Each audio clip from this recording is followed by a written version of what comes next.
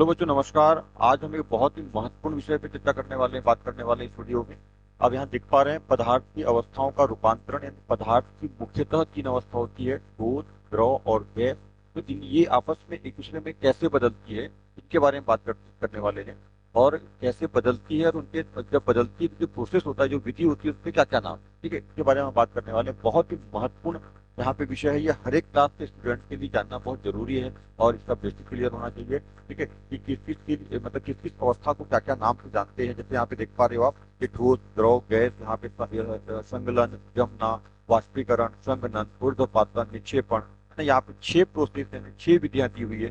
ठीक है, याद रखिएगा, पदार्थ की अवस्थाओं को आपस में बदलना है, तो गर्म करके, ठंडा करके, ताप देकर या ठंडा करके जो है इनकी अवस्थाओं को कैसे बदलते हैं। ठीक है, इसके बाद और इसी वीडियो में आगे भी कुछ बातों को जोड़ेंगे, अभी आप इसको थोड़ा समझिएगा।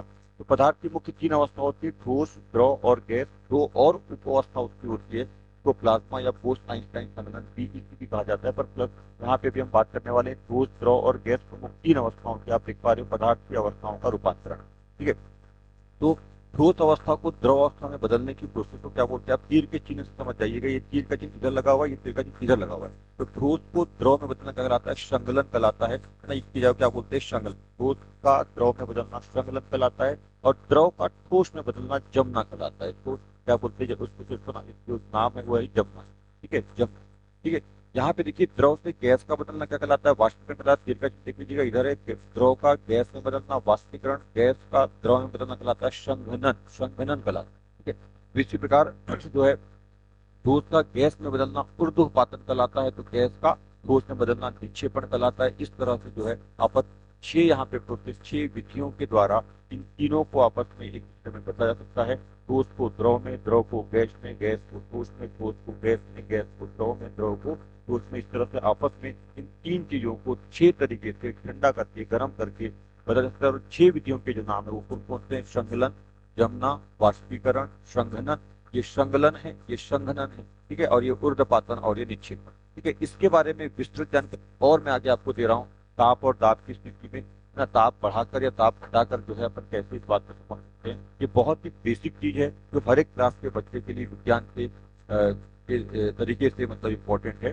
ठीक है, तो इस वीडियो को आगे देखिएगा, अभी फिर इसके बारे में और अधिक जानकारी अपन सामने। देखिए, इसके आगे जो है पद पर ताप परिवर्तन का प्रभाव। इसके पहले जो चीज देखी थी ये यहाँ पे आपको समझ में आएगी अच्छे से। पदार्थ पर ताप के परिवर्तन का क्या प्रभाव पड़ता है, ताप को बदलने पर, ताप को बढ़ाने पर, ताप को कम करने पर पदार्थ की अवस्था में क्या परिवर्तन पड़ता है। जो 6 प्रोसेस के बारे में मैंने आपको बताया था, संगलन, वाष्पीकरण, जमना, संघनन, ऊर्ध्वपातन और निक्षेपण, इसको आप यहाँ पे ज्यादा आसान तरीके से समझ सकते हैं। देखिएगा, ठोस पदार्थ को यदि अपन उष्मा देते हैं, यानी गर्म करते हैं, गर्म का शून्य गर्म करने का साइन है। ठोस पदार्थ को यदि अपन गर्म करते हैं तो द्रव में बदल जाता है। इस प्रोसेस को बोलते हैं क्या, संगलन। ठीक है, संगलन कहा जाता है। और यदि द्रव पदार्थ को, यानी द्रव मतलब जल वगैरह जो भी है, मैं ठोस पदार्थ में एग्जाम्पल ले लेता हूँ, यहाँ पे बर्फ ना, आप बर्फ ले लीजिए ठोस पदार्थ के लिए एग्जाम्पल, है ना। द्रव में अपन ले लेते हैं यहाँ पे जल। ठीक है, और यहाँ पे हम गैस में ले लेते हैं भाप, यानी कि वाष्प अपन लेते हैं, भाप या वाष्प, इसको अपन ले लेते हैं एग्जाम्पल के तौर पर। ठीक है, ये अपन ले लेते हैं यहाँ पर। तो यदि बर्फ को, यानी ठोस पदार्थ को यदि अपन उष्मा देते हैं, यानी कि गर्म करते हैं, तो वो क्या में बदल जाता है, द्रव में, यानी जल में बदल जाता है। इस प्रोसेस को बोलते हैं संगलन। ठीक है, यदि द्रव को, यानी जल को उष्मा देते हैं और वो क्या में बदल जाता है, गैस, गैस अवस्था का मतलब भाप या वाष्प बदल जाता है, स्टीम में बदल जाता है। इस प्रोसेस को कहा जाता है वाष्पीकरण। ठीक है, अभी गर्म कर रहे हैं हम, देखिए ऊपर जो चल रहे हैं वो गर्म वाला, उष्मा देने का मतलब गर्म करना, उष्मा देने का मतलब गर्म करना। तो यदि ठोस को गर्म करते हो, यानी वो प्रोसेस का नाम कहलाता है संगलन। ठोस को गर्म करने पर क्या बनता है, द्रव, प्रोसेस का नाम है संगलन। द्रव को गर्म करने पर क्या बन जाता है, गैस बन जाता है, उस प्रोसेस का नाम है वाष्पीकरण।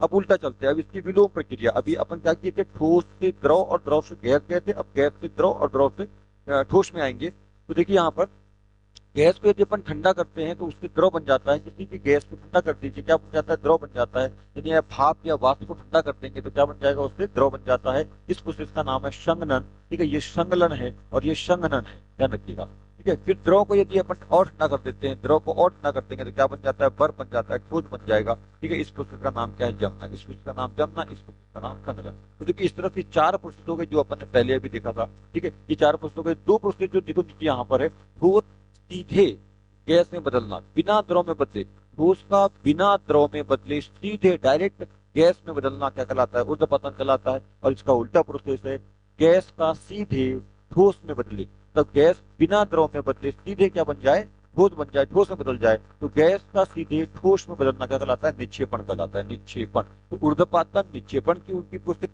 यानी विलोम क्रिया है। तो इसी प्रकार निक्षेपण जो है ऊर्ध्वपातन की विलोम क्रिया, ऊर्ध्वपातन निक्षेपण एक दूसरे की विलोम क्रिया, उल्टी क्रिया। उसी प्रकार वाष्पीकरण और संघनन एक दूसरे की विपरीत क्रिया है। उसी प्रकार संगलन और जमना एक दूसरे की विपरीत क्रिया है। ठीक है, संगलन और वाष्पीकरण ताप में होती है, मतलब गर्म होने पर होती है, गर्म होने पर होने वाली प्रोसेस है।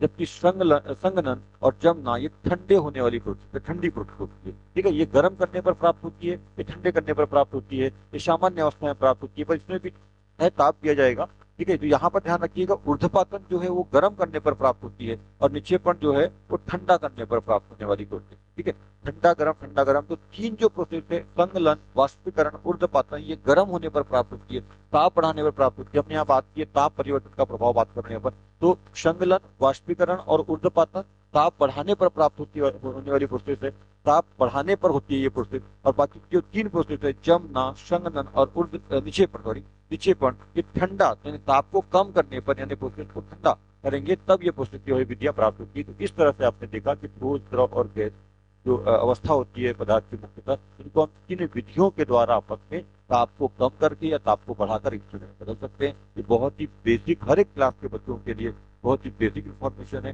जो आप लोगों को मालूम होनी चाहिए। बार बार ये पूछा जाता है, बार बार ये सब इस्तेमाल होते हैं। ठीक है, हम जब साइंस पढ़ते हैं तो इसको आप बहुत अच्छे से समझ लें, इसका आप शॉर्ट ले लें, और यदि आपको जानकारी अच्छी लगी तो हमारे चैनल को लाइक करिए, सब्सक्राइब करिए। Thank you.